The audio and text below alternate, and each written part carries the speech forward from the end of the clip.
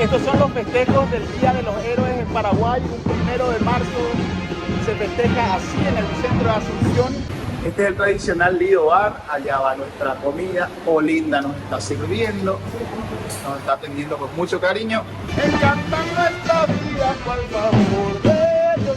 Dale querida, somos tu esperanza. Hoy te quiero mostrar el emblema de la hotelería nacional paraguaya.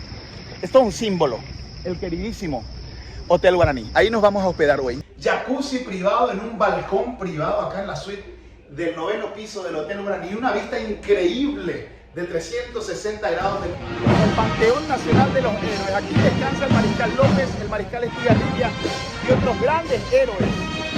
La banda de la Policía Nacional. Venía a conocer Paraguay.